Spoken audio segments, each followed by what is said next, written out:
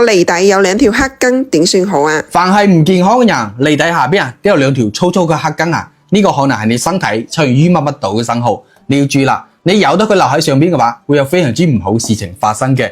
嚴重嘅話，可能要去做搭橋鋪路噶。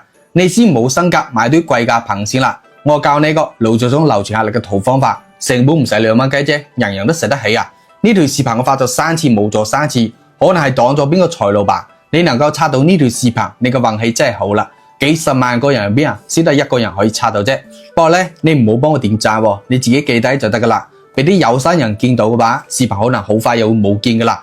反正整走佢咧就好簡單嘅，10克丹參，5克全瓜柳，5克當歸，每日煲水當茶飲，飲完之後再加水，一日飲到冇味，飲25日停5日，再飲25日。你堅持一段時間，你就會發現驚喜噶啦。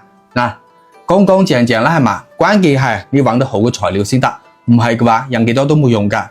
嫌麻煩嘅喺視頻左下角有搭配好嘅免治茶包啦。你帶翻去用滾水沖3-5分鐘就飲得啊！趁依家抵買，快啲帶翻去試下啦！